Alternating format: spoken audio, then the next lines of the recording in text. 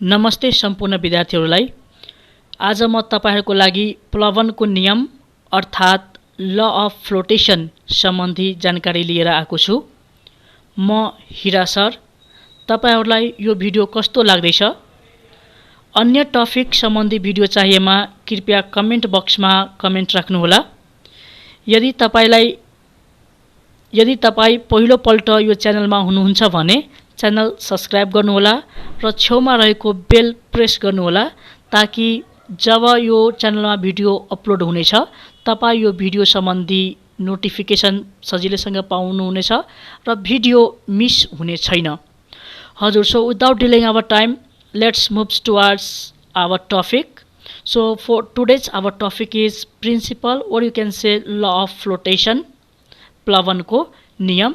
So यो भिडियोमा तपाईहरुलाई इंग्लिश ल्याङ्ग्वेजमा लेख्ने छु र नेपालीमा समेत एक्सप्लेन गर्दिने छु ताकि नेपाली वा इंग्लिश मिडियम दुवै स्टुडेन्टहरुलाई बुझ्न सजिलो होस् भन्नका लागि। So without delaying our time अब म भिडियोतर्फ लाग्न चाहन्छु। मैले यहाँ केही कुरा लेखेर राखिसकेको छु अगाडि नै कि टाइम लस नहोस् भन्नका लागि। के लेखेछु भन्दा a body emerge in a liquid experiences two types of forces. के भन्छ भन्दाखेरि कि कुनै पनि वस्तुलाई हामीले तरल पदार्थमा राख्ने हो भने त्यो वस्तुले त्यो तरल पदार्थमा जम्मा दुई किसिमको बल उत्पादन हुन्छ त्यो वस्तुमा, अर्थात् त्यो वस्तुले दुई किसिमको फोर्सहरू आफूमा एक्सपिरियन्स भएको पाउँछ। एउटा the force of gravity that acts vertically downward, एउटा जुन ग्राभिटीले गर्दाखेरि वा भनौँ वस्तुको वेटले गर्दाखेरि जुन तलतिर धक्लिरहेको हुन्छ त्यो फोर्स भयो। द्याट इज नम्बर ए मा हामी माथि लेखिदिएको छु the force of gravity that is weight directed vertically downward and next one is the up thrust directed vertically upward. अर्थात् भनौँ एउटा फोर्स जुन भर्टिकली डाउनवर्ड लागिरहेको छ वस्तुलाई तलतिर धक्लिरहेको छ, अर्को फोर्स जुन लिक्विडले वस्तु तरल पदार्थले यो वस्तुमा माथितिर उचाल्नका लागि प्रयोग गरिरहेको छ। अर्थात् भनौँ एउटा भयो हाम्रो ग्राभिटी वस्तुको तौल, अर्को भयो अप थ्रस्ट अर्थात् ऊर्ध्वचाप जसले वस्तुलाई माथितिर धक्लिरहेको हुन्छ। यदि यो वस्तुमा दुईटा फोर्स लाग्ने हो भने यो वस्तु कतातिर डिस्प्लेस हुन्छ, कुन डाइरेक्सनमा जाने हो भन्दाखेरि यो कुरा केले डिसाइड गर्छ भन्दा कुनको भ्यालु बढी छ, अर्थात् ग्राभिटी वा वेटको भ्यालु बढी छ वा अपथ्रस्टको भ्यालु बढी छ।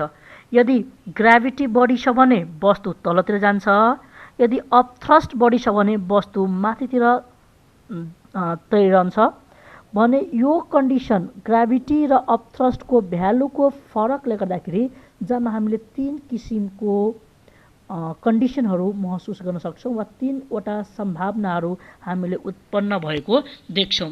अब त्यो के सम्भावना हो भन्दाखेरि यसलाई हामी पहिला भाषामा लेखौँ, त्यसपछि म तपाईहरु समक्ष यसको बारेमा जानकारी गराउनेछु।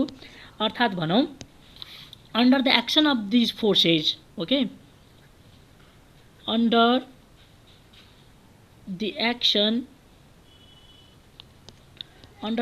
Of these forces, under the action of these forces a body will move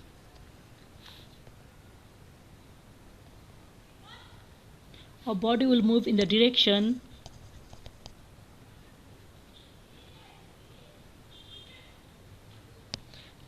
of greater force,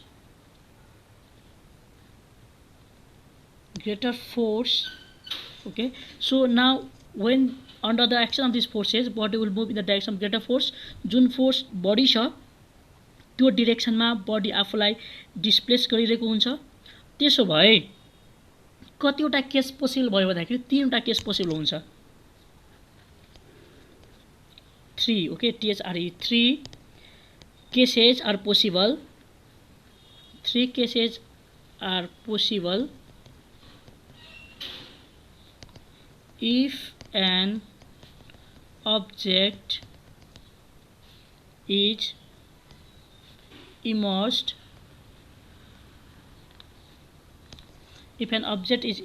in liquid।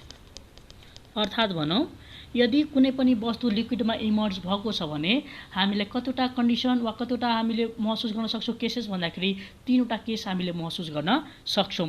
So first case, अब कुन कुन केस छ मैले तपाईलाई फिगर बनाएर पहिला एक्सप्लेन गरिदिन्छु, त्यसपछि म अगाडि बढ्न चाहन्छु। पहिला यो 3वटा केस कुन कुन छ पहिला हामीले फिगर बनाएर बुझौँ, त्यसपछि हामी अगाडि बढ्छौँ।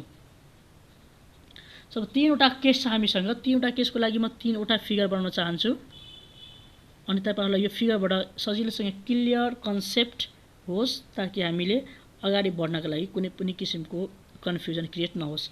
सपोज 3टा बडी छ, यो सपोज फिगर 1, फिगर 2, फिगर 3। ल मान हामीसँग 3वटा फिगर भयो। अब यो बडीमा पनि लिक्विड हालेछ, से इट इज वाटर, मानौ कुनै तरल पदार्थ छ, तरल पदार्थको रूपमा हामी पानी लिन सक्छौं। अब हेर्नुस्, यदि यो कुनै पनि बडीलाई हामी तरल पदार्थमा राख्ने हो भने हामीले के पढ्यौं, दुईवटा फोर्स एक्सपिरियन्स हुन्छ, एउटा ग्राभिटी अर्को अपथ्रस्ट। अर्थात् भनौं ग्राभिटीले तलतिर बडीलाई प्रेस गर्छ भने अपथ्रस्टले बडीलाई माथितिर प्रेस गर्ने काम गरिरहेको हुन्छ। भने यदि if weight is greater than upthrust, हेर्नुस् त यो कन्डिसन, यदि वेट जुन छ, यदि वेट हाम्रो अपथ्रस्ट भन्दा बढी हुने हो भने बडी कता जाने हो, हेर्नुस् त वेट बढी छ अपथ्रस्ट कम छ, यो वेट बढी छ अपथ्रस्ट कम छ, अर्थात् माथितिरको बल बढी छ तलतिरको बल कम छ भने पक्कै पनि बडी तलतिर जान्छ। हो, यो कन्डिसनमा बडी जुन छ, यो बडी भनेको हाम्रो तरल पदार्थको वा भाँडाको तल पार्टमा गएर बसिरहेको हुन्छ।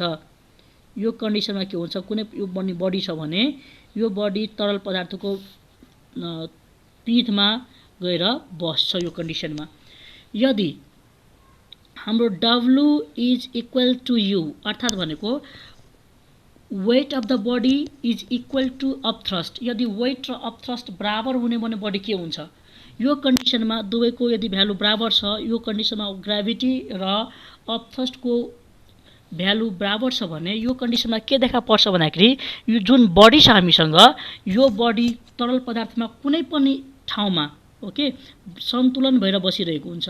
अर्थात् लिक्विडमा कुनै पनि एउटा स्थानमा ब्यालेन्स कन्डिसनमा बसिरहेको हुन्छ, त्यहाँबाट यो डिस्प्लेस गर्दैन। त्यसरी नै अर्को कन्डिसन छ W is less then U। हेर्नुस् त, अब यदि वेट वस्तुमा उत्पन्न हुने तौल वस्तुको ऊर्जा भन्दा कम छ भने के देखा पर्छ त, जस्तै हेर्नुस् त, यहाँ हाम्रो अपथ्रस्ट बढी छ र ग्राभिटी कम छ भने यो बल बढी छ भने वस्तु माथितिर जान्छ। हो, यो कन्डिसनमा यदि weight is less than upthrust, यो कन्डिसनमा बडी के गर्छ भन्दाखेरि तरल पदार्थको सतहमा आएर तैरिन थाल्छ वा फ्लोट हुने काम गर्छ, तरल पदार्थको सर्फेसमा आएर के गर्छ, तैरिने काम गर्छ। हो, त हामी यहाँबाट के कुरा पढ्यौं भन्दाखेरि कुनै पनि वस्तुलाई कुनै पनि अब्जेक्टलाई लिक्विडमा राख्ने हो भने लिक्विडले दुईवटा किसिमले वा त्यो अब्जेक्टमा दुई किसिमको फोर्स लाग्ने काम गर्छ। एउटा force of gravity that is acting on a body vertically downward, वस्तुलाई तलतिर धक्लिरहेको फोर्स अफ ग्राभिटी जुन तलतिर लाग्ने छ त्यो लाग्छ। त्यसरी नै अर्को भनेको upthrust which is acted on the body vertically upward, माथितिर धक्लिरहेको बल जसलाई हामी अपथ्रस्ट भन्छौँ ऊर्जा भन्छौँ, त्यो माथितिर लाग्छ। यदि यो दुईटा फोर्स लाग्ने हो भने बडीमा हामी 3 किसिमको पोसिबिलिटीहरू देखा पर्छ। एउटा, यदि W is greater then U, यदि वस्तुको तौल जुन छ त्यो वस्तुमा उत्पन्न हुने ऊर्जा भन्दा बढी छ भने वस्तु तरल पदार्थको तलतिर गएर बस्छ। त्यसरी नै यदि तौल ऊर्जाचापसँग बराबर छ भने त्यो कन्डिसनमा बडी जुन वस्तु छ त्यो तरल पदार्थको कुनै ठाउँमा सन्तुलित तरिकाले बसिरहेको हुन्छ। अर्को, यदि W is less then U, यदि वेट कम छ U अपथ्रस्ट भन्दा भने यो कन्डिसनमा वस्तु तरल पदार्थको सतहमा गएर तैरिन थाल्छ। So 3 possible cases are possible. So एक बेला हामी अब पोइन्ट वाइज लेख्छौँ। पोइन्ट नम्बर 1 को कुरा गरौँ। पहिला हामीले कुरा गरौँ यो कन्डिसनमा के देखा पर्यो हामीलाई, यसको बारेमा कुरा गरौँ। यसलाई हामी के भन्छौँ भन्दाखेरि if weight if weight of an object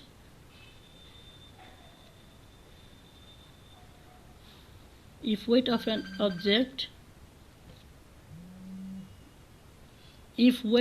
object is greater than upthrust, okay, if weight of the object is greater than upthrust, the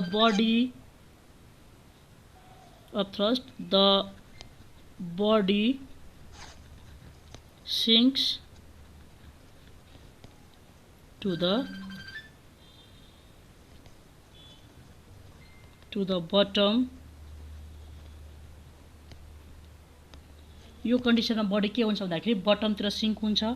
अब यदि बटमतिर सिङ्क हुने भयो भने हामीले के कन्डिसन देखा पर्छ भन्दाखेरि हेर्नुस् यहाँनिर है। अब यो कन्डिसनमा फर्स्ट कन्डिसन के भन्नु भन्दाखेरि if the weight of the body of an object is greater than upthrust the body sink to the bottom, body बटमतिर सिङ्क हुन थाल्छ। सो यहाँबाट हामी के भन्न सक्छौँ भन्दाखेरि हेर्नुस् त weight of the body is greater, weight of the बडीलाई हामी केले सिम्बल गर्छौँ डब्लु, र बडीमा उत्पन्न हुने वेटलाई हामी W1 सपोज मान्यो भने इज ग्रेटर देन हामी कुरा गर्छौँ है, greater than weight of the displaced liquid वा डिस्प्लेस्ड लिक्विड, यसलाई हामी के भन्छौँ W2। यसलाई अर्को भाषामा तपाईँले अपथ्रस्ट पनि भन्न सक्नुहुन्छ है। यो weight of the displaced liquid भन्ने क्या हाम्रो के हो भन्दाखेरि अपथ्रस्ट हो। यसलाई म्याथमेटिकली हामी कसरी एक्सप्रेस गर्न सक्छौँ भन्दाखेरि हेर्नुहोस् त वेट भनेको के हो, weight is mg, so mg अब W1 छ भने m1g गरिदिनुहोस् equals to weight of displaced liquid m2g। अब कसरी भयो भन्दाखेरि हेर्नु हाम्रो फर्मुला के छ W इज इक्वल्स टु जहिले पनि के हुन्छ हामीलाई mg हुन्छ। So weight of body is equals to mg हुन्छ वेट कुनै पनि वस्तुको। सो यहाँबाट हामी के गर्न सक्छौँ भन्दाखेरि W1 इक्वल्स टु mg भन्छौँ हामी यसलाई, okay, m1g equal to m2g भयो। अब यहाँबाट तपाईँले के गर्न सक्नुहुन्छ भन्दाखेरि जी क्यान्सल भएर जान्छ, यो जी दुइटै क्यान्सल भयो। So m1 equals to m2। अब हामीलाई के थाहा छ भन्दाखेरि density is equal to mass by volume तपाईँले पढ्नुभएको होला। So D into V equal to M त हामी गर्न सक्छौँ यहाँबाट, अर्थात् एम भनेको डी इन्टु भी। सो एमको ठाउँमा हामी के लेख्न सक्छौँ भन्दाखेरि D1 into V1 equals to M2 को ठाउँमा फेरि के लेख्न सक्छौँ D2 इन्टु V2 गर्न सक्छौँ यहाँ यो ठाउँबाट। ओर यहाँबाट भयो। अब हेर्नुहोस् यो ठाउँमा यदि दुईटै अब्जेक्टको भोल्युम बराबर राख्ने हो भने, यदि कुनै पनि दुईटै वस्तुको भोल्युम बराबर राख्ने हो भने अब हामीलाई के थाहा भयो भन्दा, सरी है मैले यहाँ तपाईँलाई के गरेँ इक्वल टु गरिदिएको छु, इक्वल टु हुँदैन है, यो ग्रेटर देन माथि ग्रेटर देन छ, मैले मिस्टेकली गरेको थिएँ, यसलाई तपाईँले के गर्नुहोस् ग्रेटर देन गर्नुहोस्। अब V1 र V2 बराबर छ भने ओके एउटामा के हुन्छ D1 is greater then D2, therefore D1 is greater then D2 गर्न सक्नुहुन्छ। अर्थात् भनौँ मैले यहाँ तपाईँलाई के भन्न खोजेको भन्दाखेरि यदि कुनै पनि अब्जेक्टको भोल्युम बराबर छ भने त्यो अब्जेक्ट पानीमा लिक्विड पदार्थमा लिनका लागि त्यो अब्जेक्टको D1 भनेको अर्को अब्जेक्टको D2 सँग बराबर हुन जरुरी छ।